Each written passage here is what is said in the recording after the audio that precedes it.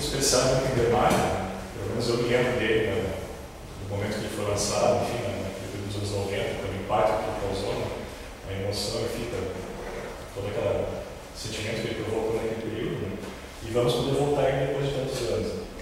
E eu acho que é interessante, então, porque como o filme carrega a marca do seu tempo, do tempo que ele foi feito, né? Ele traz duas questões que eu acho que são fundamentais, né? Que além da AIDS, ele também traz a questão da sexualidade e a questão do homossexualismo, que é colocada de forma muito contundente no filme. Eu gostaria de abordar primeiramente a questão da AIDS, né? Já que nós estamos no Museu da Medicina, falar um pouco da história então, da medicina para chegar até o momento do filme, e aí vocês vão perceber que todas essas abordagens também podem ser no filme depois. Né? Então, pensando então, a partir da doença como metáfora, né? A partir da autora Susan Sontag, que tem esse livro aqui, AIDS e suas metáforas, né? Que ela escreveu 10 anos depois Doença e suas metáforas, né? Que o primeiro livro abordava o câncer, e esse aqui aborda a AIDS, né? O livro é contemporâneo muito do filme, né? Então, foi feito o filme. Ela vai colocar então que a principal metáfora, no caso aqui utilizada, é a metáfora militar, né? Que é aplicada ao campo médico. E justamente é que tem mais credibilidade, né? Aquela que vê o corpo como uma fortaleza, que vê o doente como sendo invadido por uma doença, né? E o médico, então, no caso toda a sociedade, sendo toda a protagonista de combate a essa guerra, então essa guerra contra a doença. E o grande problema para ela, nessa metáfora, é que essa estigmatização da doença, né? E dos doentes também, leva a uma reputação então, dessa doença, aumentando o sofrimento então, de quem tem a doença. Né? E essa é a preocupação dela, porque como ela foi vitimada pelo câncer, então na década de 70, ela sofreu muito com isso e ficou um pouco indignada com a forma como isso era abordado e resolveu então pesquisar e abordar o assunto. Então depois ela voltou à AIDS, porque justamente no período dos anos 90, a AIDS passou para o lugar do câncer, então nessa vitimização e estigmatização da doença. E a AIDS então passou a esse lugar muito importante, né, segundo ela.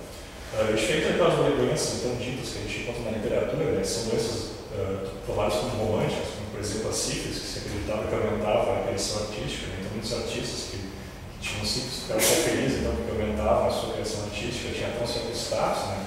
A AIDS não vai ter esse status, então porque vai ser correlacionado com a morte, né? E aí vai ser o grande problema, né? Que vai associar então a vergonha com a culpa, né? Vai associar o comportamento perigoso, vai associar a questão da fraqueza, né? Que era visto como uma delinquência, né? Isso vai ser muito forte, né? Muito colocado no filme, né? E os excessos também, o comportamento sexual é ligado à perversão. E aí, claro, as pessoas mais ativas sexualmente são incluídas com castigos, né? Aí, então, isso traz muito forte a ideia do pecado, né? A visão da religiosidade, né? Uma prática riscomante natural, né? E aí, uma frase no filme emblemática, que durante um protesto, né? na frente do tribunal, tem um senhor que carrega uma placa e chega e diz para o protagonista, para o Tom Hanks, né? Não é Adão, você está errado, né? É Adão e Eva, não é Adão e Evandro. Ou seja, fica bem claro então essa divisão vista como algo antinatural, né? Pela postura muito forte do catolicismo. E os transmissores então, em potencial, normalmente são os mais pobres, né? No princípio, né? São aqueles que são opostos à população em geral. E aí, pelo fator interessante, pode contrair o vírus, né? Mas não pode não desenvolver a doença, né? Ela pode se desenvolver somente mais tarde, mas as pessoas também são vistas como doentes, né? E tu vai criar nesse ponto quase que um pária vitalício, né? Então a pessoa, mesmo que naquele momento ela não tinha doença ainda desenvolvida, ela já era vista como doente, né? E isso vai ser um elemento muito forte, né? Que vai fazer com que a gente voltasse um período quase uma era pré-moderna, né? Da abordagem, onde a situação da doença tinha um caráter de mistério. E é muito interessante pensar que naquele período do século XVIII, XIX, até antes, né? O caminho da doença para a morte é um caminho visto como natural. Né? E depois, né, no caso, quando esse caminho foi quebrado, essa visão foi quebrada, é tratado como um erro médico. E aí é muito curioso isso, pensar que a AIDS permite então essa volta que a gente não consegue explicar e não consegue curar. Então, esse fator é muito forte. E também tem sua história, uma relação que é muito forte também, que a doença traz à tona, que é a relação do rosto com o corpo. Porque o rosto sempre teve uma positividade, sempre foi visto como um fator muito mais importante do que o corpo. Né? E como a AIDS vai atingir o rosto, pelos problemas de pele, porque uma consequência na pele, isso também está trazendo um impacto muito grande. A intensidade do desfiguramento, então, se correlaciona com um processo subjacente da dissolução da própria pessoa. E uma outra metáfora, para ficar bem claro no filme também, é a metáfora da peste. Né? A peste, então, tomada como um flagelo, uma calamidade, né? E a visão então, da doença coletiva, né? Como um castigo imposto. Né? Em geral, normalmente a peste é muito mais temida do que o impacto provoca. Né? Claro que ao longo da história pode provocar grandes traumas, mas o impacto que ela causa no meio social é muito maior até do que a própria consequência que ela gera pela doença mesmo. E aí, claro, a gente tem o lugar da peste, que vem do estrangeiro, se associa o estrangeiro com o outro, né, com o primitivo, com o exótico, e aí, claro, entra a questão da África, né, então isso fica muito forte, muito presente.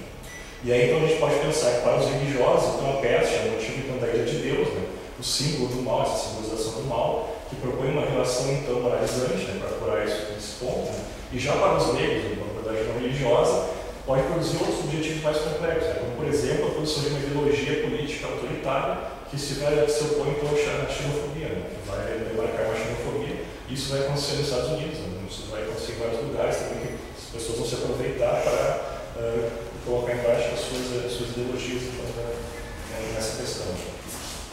A peste também reitera uma projeção final do mundo, né? No final do Apocalipse, então, né?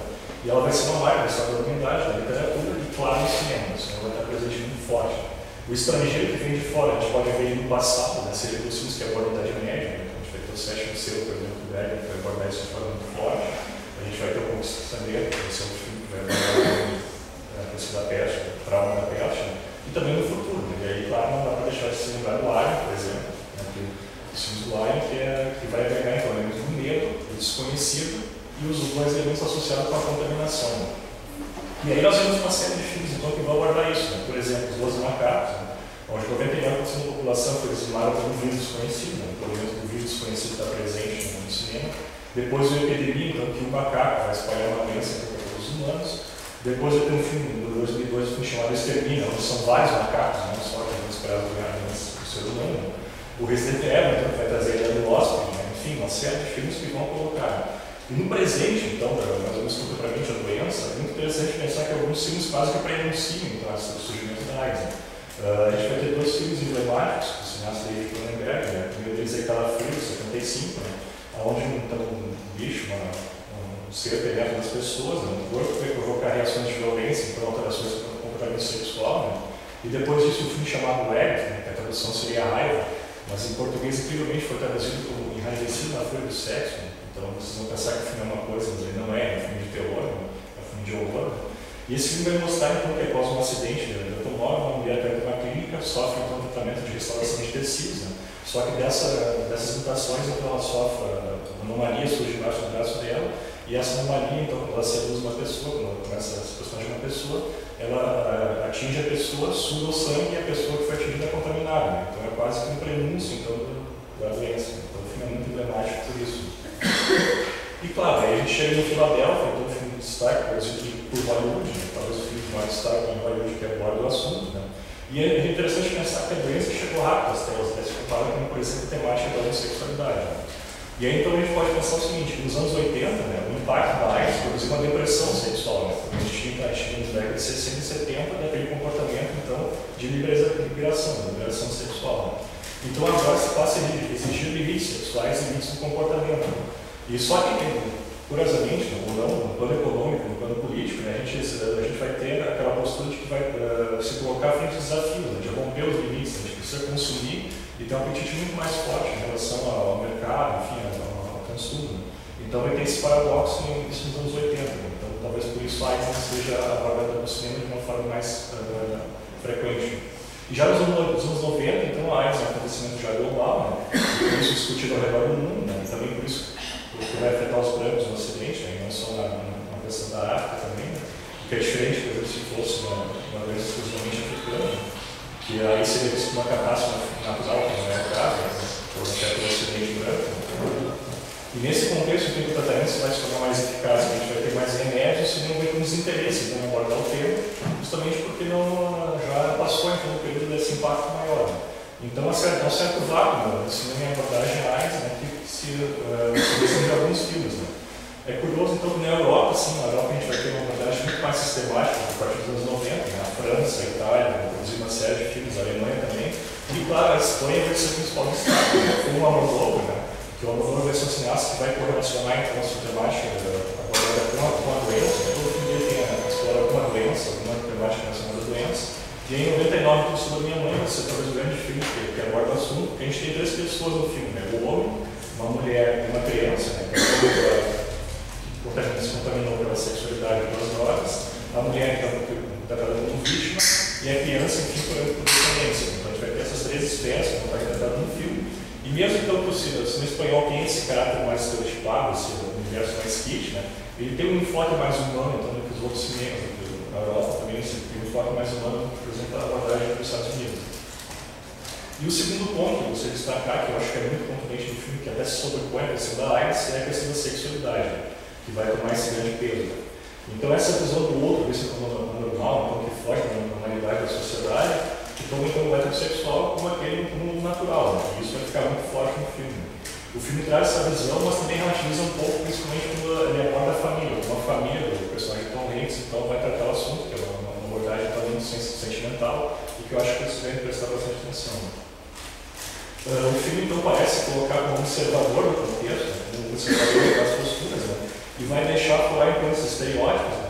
E aí, se a gente pensar que o estereótipo é uma forma de conhecimento, que é onde aponta uma forma simplificadora de descrição de grupo, de uma pessoa, de uma situação, né? Onde a complexidade do outro é reduzida para um conjunto de signos, a gente pode pensar que talvez então o filme tenha um peso menor. Isso pesa um pouco para o filme, né? Porque o filme, mais do que falar do mundo, também constrói o mundo, também constrói uma realidade. Então, quando ele afora, quando ele busca se colocar como observador, assim, não se colocando, demarcando mais um ponto de vista, talvez se demarque um ponto de vista que ele possa ressaltar esse estereótipo. Isso é um ponto a ser debatido. E aí, claro, quando o estereótipo é aplicado ao homossexual, então, que enxerga como única identidade, né, algo estanque, acabado, fica mais fácil de a gente fazer o deboche, a ironia e a discriminação. E aí cabe a nós então perceber que a gente não pode perder o foco, então, que além da existência do sexo biológico, também há a existência do sexo discurso, do sexo história e do sexo significado, né, que são esses elementos que o Foucault trouxe para nós ao longo de suas pesquisas. Então, o Philadelphia vai trazer essa abordagem da sexualidade, né, mas é um erro a gente pensar, por exemplo, que essa ausência do homossexual na representação fílmica, ela se deu em Hollywood, né, porque, por exemplo, nos anos 20 e 50, os homossexuais tinham uma grande influência na produção fílmica, né, na produção fílmica, na elaboração dos roteiros, na composição dos atores, enfim, isso tornava quase como uma rede de relacionamento, uma fraternidade, que de uma forma ou de outra tinha uma influência naquilo que era feito, né, por mais que eles não estivessem na frente das telas. Né. E aí, claro, houve uma oscilação de momentos. Na década de 20 foram momentos mais liberais, na década de 50 nós tivemos uma perseguição então, do macartismo, uma censura muito forte, né, então os homossexuais também foram perseguidos. Né. E isso vai mudar nos anos 60, né. Claro que nos anos 60, toda aquela evolução cultural, aquela efervescência, né. A gente vai ter os filmes bem, então, filmes de baixo orçamento que vão abordar o assunto, que vão começar a mexer com isso. Né. Na década de 70, claro, o cinema erótico, que a partir daí vai surgir e que vai abordar o assunto, não vai deixar de falar disso. E é interessante pensar que os filmes desse período, esses filmes eróticos, eram feitos então, em películas, né. Por incrível que pareça, eles tinham um roteiro, eles tinham uma história, mesmo que mal contada, eles tinham uma história. Né. E eram feitos por pessoas comuns, assim, não eram pessoas fabricadas, pré-fabricadas como a gente tem hoje. Assim. E claro que isso mudou nos anos 80, né, como o VHS, onde o cinema, ao invés das pessoas irem até o cinema, o filme vai para dentro da casa das pessoas. Né. Então isso muda a forma de fazer esses filmes, né, e por isso que vai ter essa abordagem. E na Europa, desde os anos 60, então, a questão da sexualidade feminina e masculina está presente no cinema em diversos países, então isso é muito abordado, né, diferentemente dos Estados Unidos. Então na Europa a gente tem essa ambivalência maior. E o Philadelphia, que a gente vai ver aqui, vai associar isso, então, a doença com a questão da sexualidade. Né? Então, é o produto do seu momento, dos anos 90, né? De 93, né? E vai correlacionar isso com uma questão muito mais complexa, que é a questão do julgamento. Né? Porque no filme de tribunal, os americanos são expertos no assunto, né? Abordaram a temática do tribunal. Né? E aí vai ter, por que fica mais complexo? Porque a questão da retórica com a questão do factual. Né? O filme vai explorar muito bem isso. Ele vai levar esse jogo de contraposições, né? De uma acusação e defesa, do estereótipo normal, normal. E também uma simbologia muito forte da própria cidade de Filadélfia, porque ali que foi feita a Constituição dos Estados Unidos, ali que foi feita uma declaração de independência. Então, a cidade de Filadélfia vai carregar essa questão muito forte dos direitos humanos, né? E não sem razão o filme é ambientado ali e também leva o nome do filme, né? O filme é por isso também. Né? E tudo isso é feito com uma narrativa muito fluida, vocês vão perceber que a câmera ela se movimenta de uma forma bastante dinâmica, ela se move muito, se mexe muito.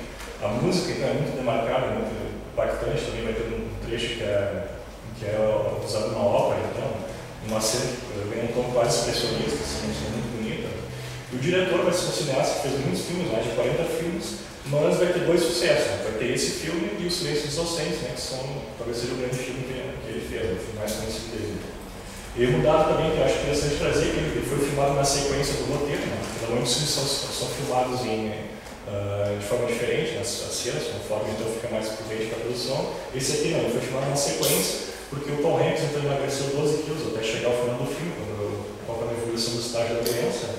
E um dado interessante de trazer é que na produção do filme havia 53 atores ou figurantes que eram gays, né? E desses 53, 43 morreram por causa da AIDS no período de um ano. Então veja como o momento do filme também traz esse impacto muito forte para quem fez o filme.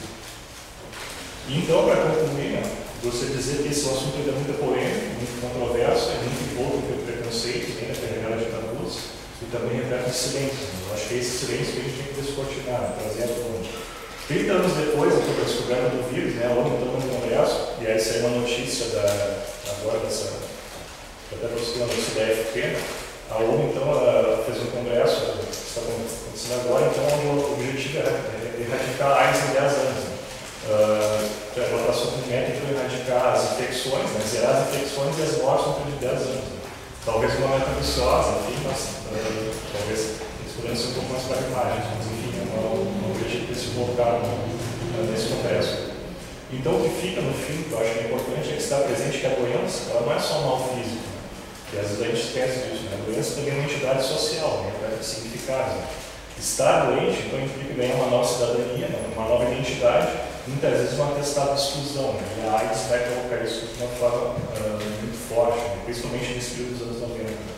Então, nesse mosaico de representações né, imagéticas, o cinema tem um papel muito forte, muito importante, né, ele articula e desdobra práticas culturais, então, fragilizando ou cristalizando, pode estar presente no filme nessas duas posturas, né, de fragilizar ou cristalizar determinadas fronteiras, né, fronteiras da normalidade, do medo, do risco, da reflexão né, e, por que não, da alteridade também.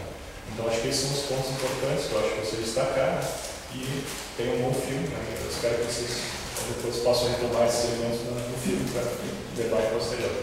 Obrigado.